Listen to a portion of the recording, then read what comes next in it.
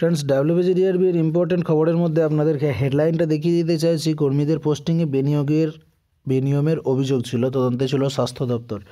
আপনাদেরকে এই খবরটা শোনানোর আগে আমি বলতে চাইবো, আপনারা ডিসক্রিপশানে লিঙ্ক ফলো করে যদি আপনারা ফর্ম ফিল আপ করে থাকেন পুলিশ কনস্টেবল এবং জেল পুলিশের জন্য, ডিসক্রিপশানে লাস্ট মিনিট সাজেশান বইয়ের লিঙ্ক দিয়ে দিচ্ছি, সেখান থেকে বইটা সংগ্রহ করতে পারেন।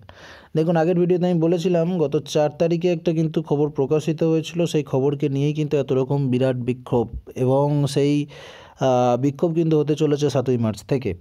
4 তারিখের খবরটা আপনাদেরকে একটু শোনাতে চাইব। সম্প্রতি মালদা স্বাস্থ্য দপ্তরে নিয়োগ হওয়া 359 জন চতুর্থ শ্রেণীর কর্মীর পোস্টিংয়ে বেনিয়ম এবং আর্থিক লেনদেনের অভিযোগ তদন্তে নেমেছে স্বাস্থ্য দপ্তর।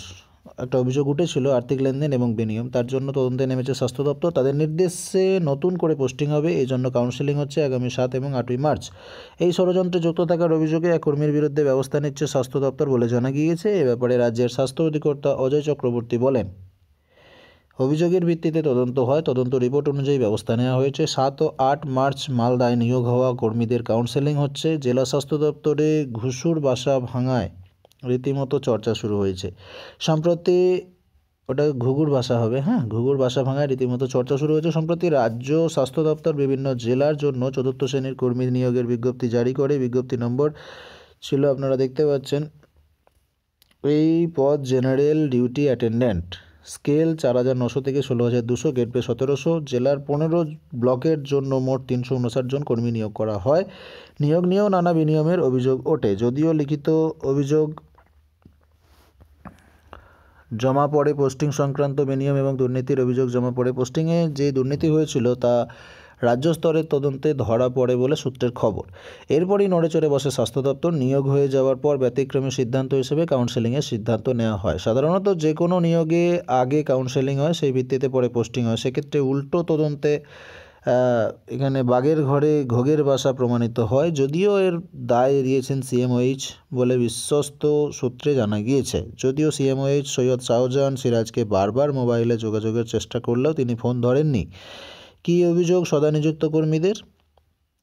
বলছে, বামনগোলা ব্লকের কর্মী সত্যরঞ্জন রায়, পাকুয়াহাটের অচিন্ত সরকার প্রমুখ জোনা চারেক সদ্য নিযুক্ত কর্মী প্রথমে সিএমওএইচ দপ্তরে তাদের পোস্টিং নিয়ে বেনিয়মের অভিযোগ করেন। অভিযোগ, তাদের ক্রমাঙ্ক ওপরের দিকে থাকলেও কাছাকাছি এলাকায় নিয়োগ করা হয়েছে। অনেক পরে যাদের ক্রমাঙ্ক রয়েছে তাদের। অন্যান্য জেলায় যেমন কাউন্সেলিং করে পোস্টিং হয়েছে, মালদায় তা করা হয়নি। তাদের বক্তব্য, মালদা স্বাস্থ্য দপ্তর কি নিয়মের ঊর্ধ্বে? তারা অভিযোগে জানান, তাদের বাড়ি বামনগোলা হলেও অনেক পরে ক্রমাঙ্কে থাকা প্রার্থীদের নিয়োগ করা হয়েছে বামনগোলা সহ কাছাকাছি ব্লকে। তাদের দেওয়া হয়েছে হরিশ্চন্দ্রপুর ব্লকে। এখানেই অন্যরকম গন্ধ পাচ্ছেন তারা। অভিযোগ জানান 21/1/2019। তারপর আশ্বাস দেন সিএমওএইচ, কিন্তু তারপরও কিছু না হওয়ায় তাঁরা রাজ্য স্বাস্থ্য দপ্তরের দ্বারস্থ হন। অভিযোগের ভিত্তিতে তদন্ত শুরু হয়। তদন্তে আসেন deputy director doctor Tanima Mondal এবং doctor Ranajit Ghosh, assistant director. তারা তদন্তে অভিযোগের সত্যতা খুঁজে পান। এরপরই কাউন্সেলিংয়ের সিদ্ধান্ত হয়। গত 1 মার্চ মেমো নম্বর ছিল 460, নির্দেশিকায় নিয়োগ হয়ে যাওয়ার পর ফের নতুন করে কাউন্সেলিংয়ের বিজ্ঞপ্তি জারি করেন জেলার মুখ্য স্বাস্থ্য আধিকারিক। তাতে দেখা যাচ্ছে 1 থেকে 170 ক্রমাঙ্ক পর্যন্ত 7ই মার্চ এবং 171 থেকে বাকিটা 8ই মার্চ সিএমওএইচ অফিসে কাউন্সেলিংয়ের জন্য ডাকা হয়েছে। এই বিনিয়মের সঙ্গে যুক্ত থাকার অভিযোগে এক করণিককে অন্যত্র বদলি করা হচ্ছে বলে শোনা যাচ্ছে। এদিকে মুখ্য স্বাস্থ্য আধিকারিক অব্যাহতি চেয়ে স্বাস্থ্য ভবনে চিঠি দিয়েছেন বলেও জানা গিয়েছে। ফ্রেন্ডস, খবরটা পড়ে আপনারা টোটাল বিষয়টা বুঝতে পারলেন। এই ঘটনা কিন্তু সম্পূর্ণ ভুল নয়। যে দুটো ক্যান্ডিডেট তদন্তের দাবি করেছিল বা তাদের অভিযোগ জানিয়েছিল, সেই অভিযোগ কিন্তু তদন্ত করা হয়েছে এবং সেই অভিযোগ সত্য প্রমাণিত হয়েছে। ক্যান্ডিডেটগুলোর ভুল কিছু নেই, অভিযোগ সত্য প্রমাণিত হয়েছে। তার জন্য একজন কর্মীকে কিন্তু সাসপেন্ডও করা হয়েছে বা বদলি করা হয়েছে।